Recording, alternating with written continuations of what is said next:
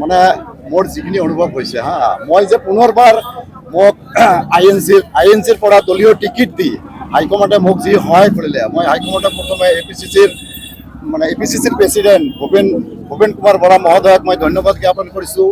জিলা কংগ্ৰেছৰ president আবিদুজ্জামান Joel ভাই মই অন্তৰৰ পৰা ধন্যবাদ জ্ঞাপন কৰিছোঁ যে মোক দ্বিতীয়বাৰৰ বাবে মই মানে যোৱা টাৰ্মত 5 বছৰ মই জিলা পৰিষদ আছিলোঁ আই এন চি দলৰ পৰা, দ্বিতীয়বাৰৰ বাবে দলীয় টিকিট যে মোক দিছে, কি কাৰণে দিছে? মোৰ জি পি আছিল, জি পিৰ মানুহে মোক ভাল পাইছিল, মোৰ সকলো কাম কাজত মই সকলোৰে পৰা সঁহাৰি পাইছিলোঁ। সেইকাৰণে মানে আমাৰ গ্ৰাছৰুট লেভেলৰ পৰা ৰিপৰ্ট লৈ মোক দলীয় টিকিট প্ৰদান কৰিছে।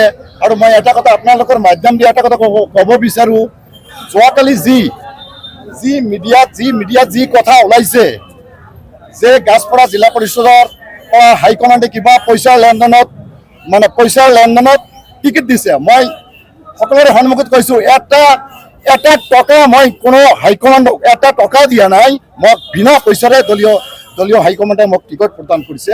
সেইখিনি কথা যিখিনি এছপিৰেণ্ট কেডাৰ আছিল, ৰচিদুল ইছলাম নাম, এই ৰচিদুল ইছলাম যিখন মুখেৰে কথা কৈছে সেইখিনিয়ে বিভিন্ন এংগলত তেখেতে পইচা মানে কি কৰিছে মই নাজানো, কিন্তু একদম টোটেলি এইবিলাক মিছা কথা, ভুৱা কথা।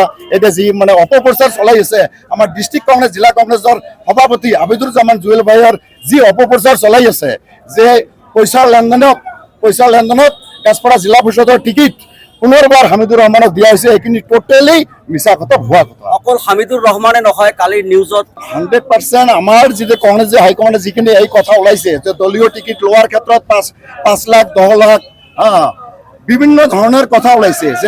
যেনেকৈ এক্সাম্পল স্বৰূপে আমাৰ মানে ৰঙামাটি পাণবাৰীৰ এটা কথা, হেলিম জামান নামৰ আমাৰ শিৱাতলৰ চিফ হয় তেখেতেও এটা তেনেকৈ বাইট দিছে যে জিলা মানে আমাৰ বিভিন্ন এংগলত মানে কিবা এটা পইচাৰ লেনদেনত হয়তো চানোৱাৰ নামৰ এজনক টিকট প্ৰদান কৰিছে। টোটেলি ভুৱা কথা এইবিলাক। আমাৰ যেনেকৈ মই বেলেগত নাযাওঁ, মোৰ জিলা পৰিষদৰ আণ্ডাৰত আমাৰ 5টা জিপি আছে, গাছপৰা, দুৰাহাটী, নালিয়া, বেৰভাঙি আৰু বিন্যাচাৰা, এই 5টা জিপিত আছে। 5টা জিপিৰ কাউন্সিলৰবিলাক এ পি মেম্বাৰবিলাক যি টিকট প্ৰদান কৰিছে, মই ওতঃপ্ৰোতভাৱে জড়িত, A to Z জড়িত। আজি বহুদিনৰ পৰা এটা টকাৰ কোনোদিন কোনো ক'ব নোৱাৰিব যে এটা টকা আবিদুজ্জামান জুৱেল ভাইক মানে কি কৰিছে বা বিভিন্ন এংগেলত এটা টকা মানে কি কৰিছে। মানে মই কৈছোঁ যোৱাবেলি যি আমাৰ মানে ৰাইজে মোক বহুত যথেষ্ট ভোট দি মোক নিৰ্বাচিত কৰিলে, জিলা পৰিষদ হিচাপে জিলা পৰিষদৰ মেম্বাৰ হিচাপে মোক পঠিয়ালে, কিন্তু দুখৰ কথা কি আমাৰ চৰকাৰ নাই, আমাৰ MLA নাই, আমাৰ MP নাই। টোটেলি আমাৰ মানে 5টা বছৰ যে মানে কি কৰিবলগীয়া হ'ল, কোনো ধৰণৰ মানে এক্সট্ৰাভাৱে উপনয্যভাৱে কাম কৰিব পৰা নাই।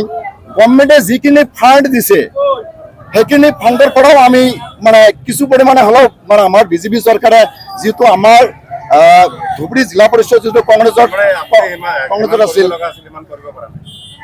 নাই, এইটো নহয়।